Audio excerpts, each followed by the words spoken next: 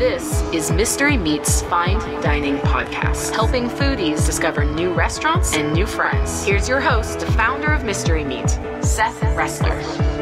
Hello, and welcome to Mystery Meats Fine Dining Podcast. My name is Seth Ressler. I'm your host, and I'm very excited today because we are sitting down with MC Slim JB. He is a restaurant critic. He's written for just about everybody. Thanks so much for joining us. Can I call you Slim? Can I call you MC? What do I call you? Whatever suits your fancy. MC is, I guess, what I generally go by. All right, MC. So let's talk about all the different places that your restaurant reviews have appeared. I mean, Serious Eats, Boston Magazine, Boston's Weekly Dig, Gaio, AskMen, Maxim. Tell me about some of the writing you do. My main gig has always been working for Phoenix Media. So they've got the big alt weekly in town, the Boston Phoenix. And I've been writing reviews of budget-priced restaurants for them for 6 or 7 years. After I'd been doing that for a little bit, Stuff Magazine, their sister publication, which is a little more nightlife-focused, asked me to review fine dining restaurants for them. So I've got the unique joy in Boston of doing both the high end and the low end of the spectrum. Not many folks get a chance to write across the range of restaurants that the city has to offer.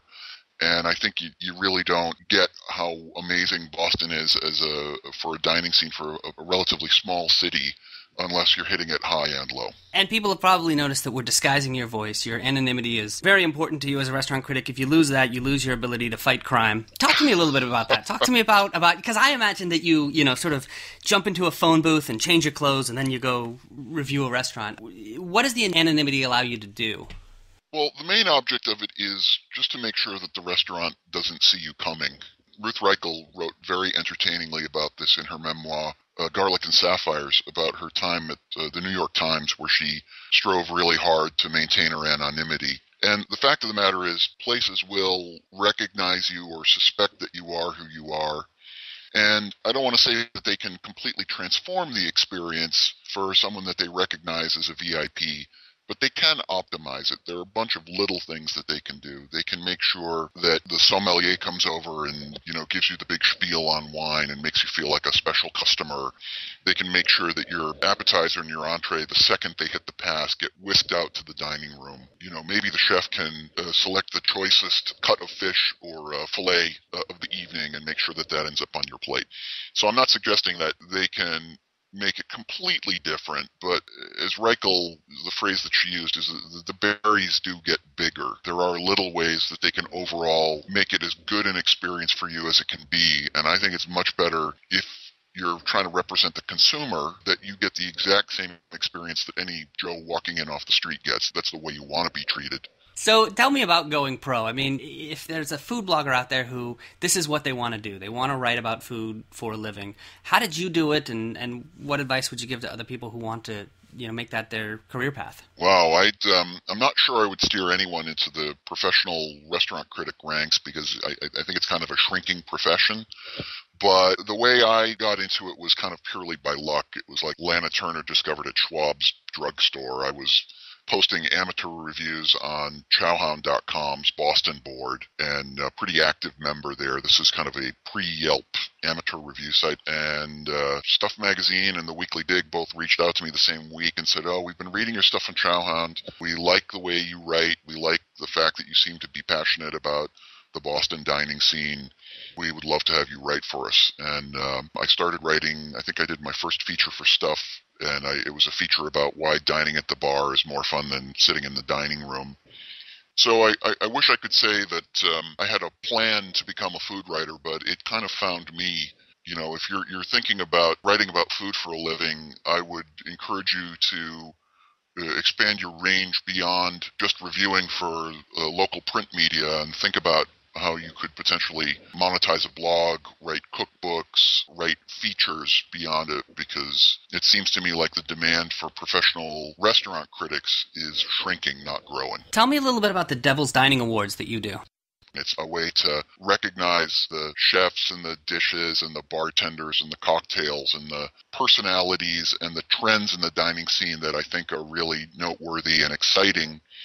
And I also will do a little deflating of puffery and pretension and things that I think are ridiculous or overrated. It's a way to kind of blow a raspberry at things I don't think are that wonderful, or I think don't deserve the attention that they get. So give me an example of something that didn't deserve the attention it got. So I came up with the Hooters on the Waterfront award to this chain steakhouse called Del Frisco's. One of their gimmicks is that the waitresses have to wear like mini skirts and fishnet stockings. I thought that was a little on the tacky side for a place that serves $50 aged sirloins. Let's talk about your restaurant review. You chose a restaurant that you had reviewed in the Phoenix at the beginning of the summer, and it's in Chinatown. At this point, I feel like I'm pretty good at walking into some higher-end restaurants and being discerning. But I get intimidated when we get into ethnic enclaves because I feel almost overwhelmed. And I don't know how to pick out the good restaurants. How should people who are really interested in food approach, a place like Boston's Chinatown?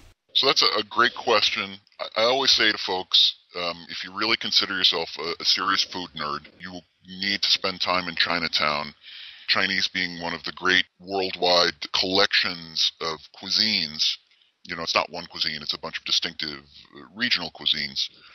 But there's so much good cooking going on there, and it's so reasonable, and it's so different from this sort of Baudelairized notion of Chinese cuisine that we get from American Chinese restaurants that have basically adapted the traditional cuisine to American tastes and inexpensive ingredients. And American Chinese food I don't think is that interesting. And once you spend some time skipping around Chinatown, you'll see wow, I never want a Mugu Gai Pan or a magenta spare rib ever again. And I don't think it's really all that challenging. Most of the restaurateurs in Chinatown really welcome non-Chinese patrons. That's a big part of their business. The fact that you don't know how to use chopsticks is no big deal. Ask for a fork. Nobody cares. And there's enough familiarity in most cuisines that you can find yourself ordering off the menu and get something that will probably be a little different than what you expected, but not so strange or alien ingredients. You're not going to find jellyfish in every dish, that it's going to be particularly challenging for you. The thing that I find disheartening is when I see Anglo patrons ordering off the American Chinese menu that a lot of these places feature specifically for those unadventurous diners. It's all right, you're in the middle of Peach Farm, which is the most fantastic Hong Kong live tank seafood place, and you're getting General Gao's chicken with fried rice? Really? That's so sad. You came all the way to Chinatown, and then you got that. I don't think it takes a whole lot of research these days to figure out a couple of dishes that you might like. Give me a couple of those dishes. So those anchor dishes that if I could walk into any restaurant in Chinatown and use them as a point of comparison to find out, which ones that I like, what are the traditional Chinese dishes that I might be able to use to do that? All right. So for one example, a friend of mine went to Best Little Restaurant, which is a Cantonese restaurant. And one of the dishes we got was called minced meat with string bean and lettuce wraps. And to anyone who's been to P.F. Chang's and raved about that lettuce wrap dish they have, this is a thing that will make you, want to kick yourself for ever wasting a cent in a P.F. Chang's ever again. It is, in fact, Chinese long beans, which are these very, yard-long kind of string beans with minced pork and a whole head of iceberg lettuce. And the plate is $11, and there's enough there to make 24 wraps. So that's not really that scary a dish, but it's clearly the origin of that debased, Americanized version that they're selling at P.F. Chang's for 5 times the price. Well, let's talk about your recommendation. You chose China King, which, like I said, you reviewed earlier this summer in the Phoenix.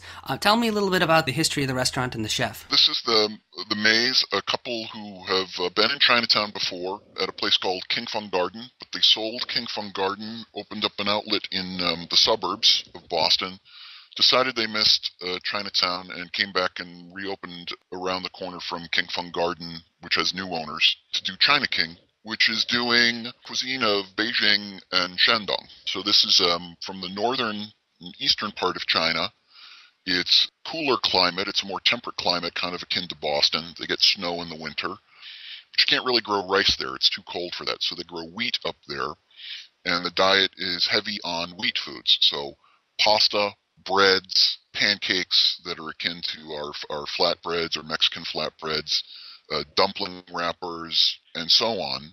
That's the staple of the diet. and that's that really Shandong cuisine is quite diverse, but that's the sort of the centerpiece of it. Beijing cuisine, that's a neighboring municipality, the capital, and that features a lot of dishes with roots in the imperial cuisine.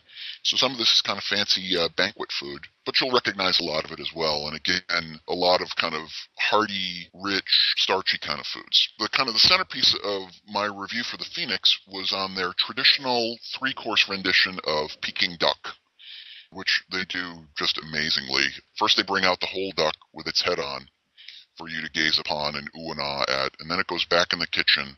Next, it comes out with just all the skin removed and cut into little bite-sized pieces and a couple of drumsticks. And they serve these with a pile of their own house-made pancakes. And again, this is a flatbread. It's kind of like a whole wheat tortilla. And you put a little hoisin sauce on the pancakes, shred some scallions onto it, take a couple pieces of duck skin, roll it up like a little burrito, and eat. And it is just an amazing, savory, a little bit sweet from the glaze and the hoisin sauce, crunchy, fatty, that kind of warm house-made flatbread of theirs. That's my favorite part of the meal. Second course is a stir-fry of the duck meat. And traditionally, this is just done with some vegetables, some bok choy and some other things, and perhaps served with rice. But Doris May, who runs the front of the house here, she's the wife. Her grown son was a server the first time I ordered it here, and he said, you've kind of ordered a lot of food. Why don't you get this with our house-made noodles? And what a great idea this was. So ask for the second course to be made with their what they call chow mein. It's actually a fresh wheat pasta, kind of like linguine, not like those crunchy abominations from American Chinese food, with the duck. Fantastic dish. And at this point, you're probably already feeling a little stuffed. Then the last course comes out, and it's a big bowl of soup that they have been making while you've been enjoying your first 2 courses from the carcass of the duck. So the bones have come out of the soup at this point. It's just this golden yellow broth with this beautiful duck flavor, and it's got a little bit of vegetables and some cubes of tofu in it, and that's just a way to kind of fill in the corners, any room that you have left. The other astonishing thing about this is that there is easily enough to feed 4 people, and the whole thing is $38. It's an astonishing value. The only side note is you've got to order it 24 hours in advance. The good news is that reserves you a table, when otherwise it's a walk-in kind of a place, first come, first serve. But I have called it certainly one of the best values in Chinatown, if not the city of Boston. All right, great suggestions. Thank you so much. Let's play a little game, shall we? This is called Out of the Frying Pan. Here's how it works. I am going to ask you for certain recommendations. And you just tell me the first thing that pops into your head. Sure. What is the restaurant in Boston with the best view? I would probably give that to Sam's at Louis Boston, which is down on the waterfront and has a spectacular kind of 270-degree view of the harbor and the Boston waterfront. Name your favorite food truck. Wow, there's so many good ones right now, but I have to give that one to Staff Meal Truck, which is a couple of former fine dining chefs who are really killing it with kind of snout-to-tail cookery. During the day, they're doing it, most of it in the form of tacos or burritos. But, for instance, their idea of a taco includes like their own house-made Chinese sausage, which is kind of like almost like an Italian soppressata. It's like a hard salami almost. And they put fried rice on it and more kind of Asian kind of accoutrements. So it's a very wild take on fine dining, very creative, but scaled down to truck cost and portability. All right, your recommendations are so good, we're going to go into overtime here. Give me your favorite place to eat before a Red Sox game. Boy, that's a tough one, but I've been giving a lot of my business lately to Island Creek Oyster Bar in the Hotel Commonwealth. This is a joint venture from Chef Jeremy Sewell from Lineage and the Garrett Harker folks from Eastern Standard, the bar program managed by Jackson Cannon. Tom Slazinger-Guidelli is the GM there. He's a kind of a beloved local figure on the scene, sort of Mr. Hospitality. But fantastic raw bar, beautiful cooked local seafood, fantastic wines that are matched to the seafood beautifully, and great cocktails. And your favorite place for an original cocktail? Boy, that's a tough one because Boston's scene is so extraordinary right now. I'll have to give a shout out to Brick and Mortar, which is in Central Square, Cambridge. It's a joint venture of the folks behind Central Kitchen, which is downstairs from it, and the former owner of the B-Side Lounge, which was kind of ground zero for the craft cocktail revival in Boston.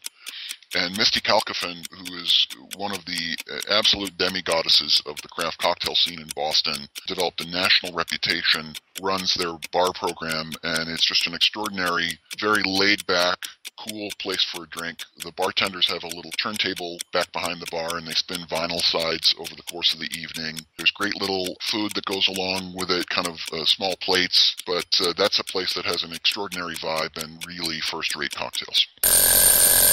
All right, MC Slim JB. If people want to read your reviews, they want to follow you online, they want to follow you on social media, how can they do that? Easiest place to find all of my reviews is on the blog, which is mcslimjb.blogspot.com. I'm on Twitter at mcslimjb, and I've got a Facebook page where you can follow all of that.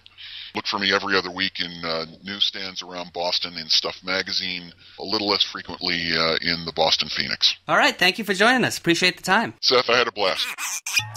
This has been Mystery Meats Fine Dining Podcast. You can find links to the websites mentioned in this episode at mysterymeat.org/podcast. Thank you for listening.